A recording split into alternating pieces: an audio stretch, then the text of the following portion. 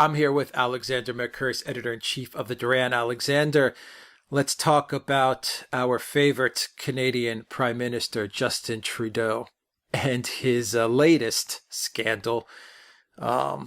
We've talked many times about the real scandal that's playing out with SNC-Lavalin, and I believe, and I think you believe as well, that is a real scandal involving real corruption charges. And it's still playing out. And we're about a month away from the elections. October 21st, I believe Canadians go to the polls to pick their next prime minister. And so you have the SNC-Lavalin scandal, which has weighed down on Justin Trudeau's bid to lead Canada once again. But this scandal just may force Trudeau to resign. I don't think he will, but because of the sensitivity of the topic of the action, it could bring him down. Obviously, and I'm sure everyone that's watching this video is now up to date with the news story of Justin Trudeau being caught not once, not twice, but as we know, as of today, 3 times wearing blackface, 3 times. And Alexander, before I kick it off to you, for me, if he had done this when he was 18, 19, 20, I would have said, okay, dumb college days, whatever. I personally don't know anybody throughout my whole life that has worn blackface. I've never even thought about it. I don't know a person or a friend of a friend of a friend that's done it. But anyway, if he was at that age, I would have said, okay. But Alexander, one of the incidences when he was wearing blackface was when he was 29 years old and he was a teacher at a private school in Vancouver. He was a 29-year-old man. What does this tell you about the person, Justin Trudeau, and the leadership of Canada, that you had a 29-year-old grown-up adult doing this? Well, indeed. Can I just, by the way, add, supplemental to your comment, that I don't know anybody who's done this sort of thing either as a 10-year-old or a 18-year-old or a 29-year-old. I mean, it's actually quite astonishing. But what it says to me, and let's remember that Justin Trudeau has made a huge career out of virtue signaling. He's been the prime minister the Western leader, if you like, who has taken this to the point of absolute extremes. And what we discover is that as a grown man, and not so long ago, actually, just before he begins his political career, he was behaving in an entirely different way. And he didn't come along and say,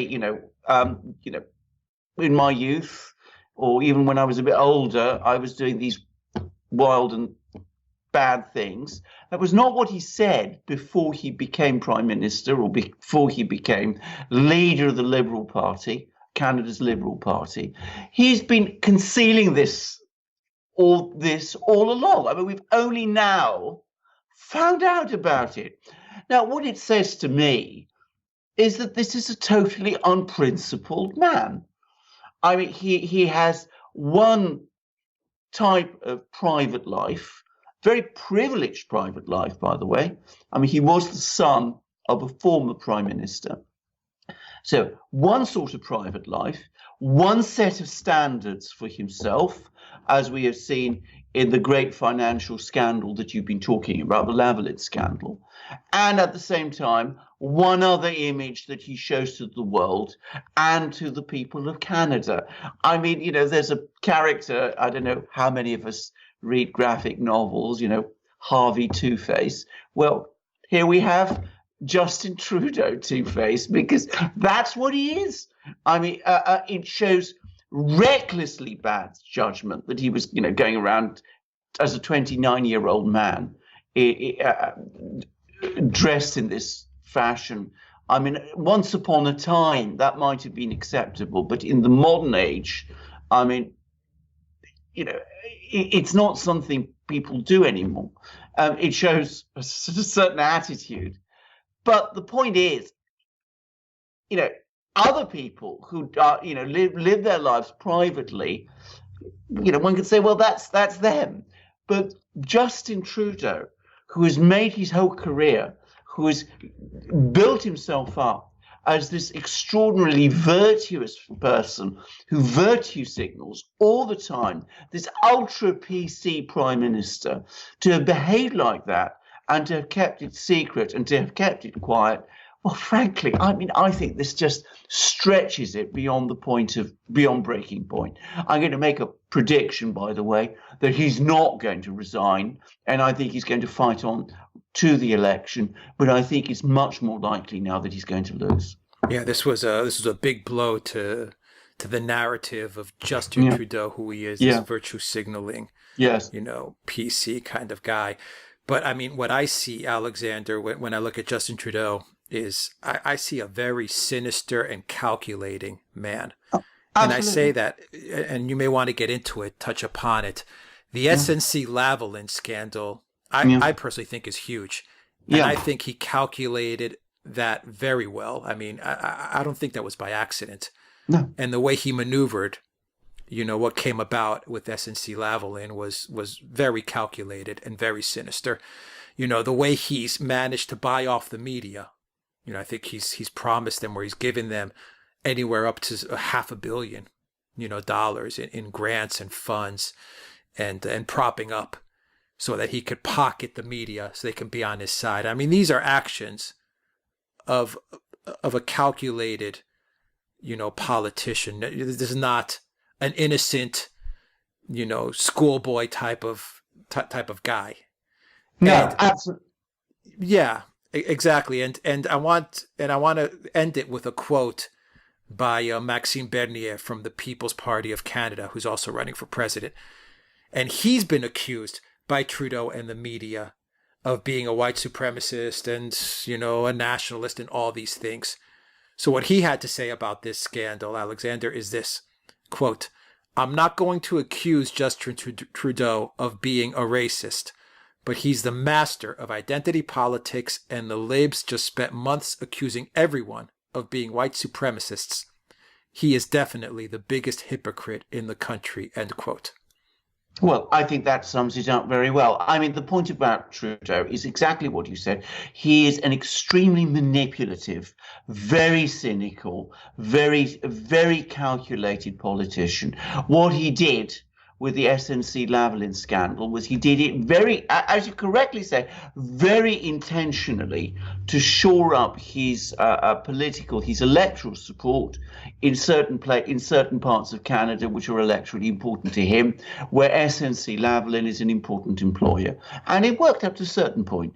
Now, he's also used all this PC language, both to put his opponents within Canada at a consistent disadvantage and to project himself to the Canadian people as this modern, tolerant, inclusive face of Canada. He's also positioned Canada under his leadership as the, if you like, the flag waver around the world of PC culture. So he lectures the Chinese and the Russians and all sorts of other people about these issues, and he does so very calculatedly in order to become and to remain Prime Minister of Canada. And what we actually now see is that he thinks one thing, he calculates and he maneuvers one thing, but as there's no real conviction behind it. He does what he does ruthlessly in order to achieve or to pursue his own interests. How does Trudeau now go to meetings like the G20 or the G7? How does he show his face in these meetings? I mean, I understand you can make the argument that with MBS goes to these meetings as well, even though, a lot has come to light as to the atrocities that he's committed. But I think Trudeau's a different case, and I think you said it well, in that he's this guy that, MBS, for all, the horrible things that we know that we think he allegedly did. We don't have concrete evidence, but I think everyone has a sense of MBS, the person. he doesn't sit there preaching, and he's not a very high profile public figure. He's not, making a lot of statements on a daily basis like Trudeau does, especially when Trudeau gets into the daily, lecturing about, identity politics and political correctness and all these things. So how does Trudeau go and face other world leaders now that he has this hanging over his head? Because, the distinction here is that Trudeau preaches this stuff on a daily basis. A daily basis. I think it depends very much which world leaders you're talking about. If you're talking about Merkel, Macron, Ursula von der Leyen, those sorts of people from Europe, they are exactly like him. They're not going to be embarrassed to talk to Trudeau because they are as calculated and as ruthless and as fake. Using this, and as fake as he is. And as far as they're concerned, he's just one of the team. I mean, I don't think there'll be problems between them and him. His problems are going to come when he actually talks to leaders outside that bubble. Obviously, the obvious one is Donald Trump. I mean, Donald Trump, it's known, doesn't really like Trudeau very much. Now it's going to be even more difficult. The relationship between Trump and Trudeau is going to be an odd one because, of course, Trump now knows that this person he has to deal with isn't what he pretends to be. But of course, if you go outside the West, and this is something I think many leaders in the West still have struggles understanding, but if you go outside the West and you're dealing with countries like China, Russia, India, Japan even, and the rest, well, as far as they're concerned, Trudeau is somebody who has been completely exposed as an obvious fake. And I'm absolutely sure he will turn up, lecture them as he always does, be as brazen and as shameless as always. But the reality is they now see him for the phony he really is. And finally, Alexander, I mean, you said you think he won't pull out of the race, Trudeau. No. Do you think the Canadian people are going to understand? The way I see it is to understand that you can't have this person leading the country because, he's ineffective at this point. With all these scandals, I don't think it's just the blackface. I think it's the SNC-Lavalin, all these things, the one's piling on to the other, and it's just too much at this point. You just can't have this guy being the representative of your country anymore. Do you think the Canadian people are going to get that? They're going to understand that, regardless of whether you're with his party or not, or you support his agenda? It's now become this guy. You can't have him running around the world, dealing with other world leaders and engaging in diplomacy anymore. Well, I hope so. I mean, it's a challenge, I think, for the people of Canada. I should say that what I've seen of the opposition in Canada doesn't frankly inspire me, but it reminds me very much of how I felt about Tony Blair in Britain.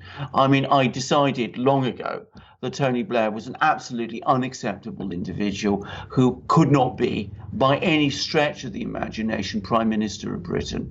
And anybody who voted for him was completely wrong and misguided. And it was an essential thing to remove him from office. Now, I said that even though I was not at that time at all inspired by the opposition to him either. I didn't think much of them.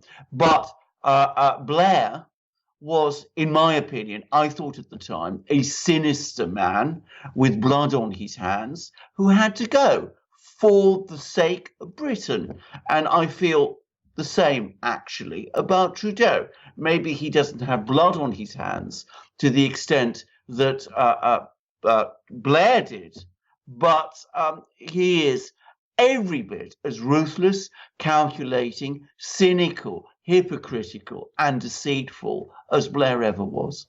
All right. Alexander Mercouris, Editor-in-Chief of The Duran, thank you very much. Guys, if you like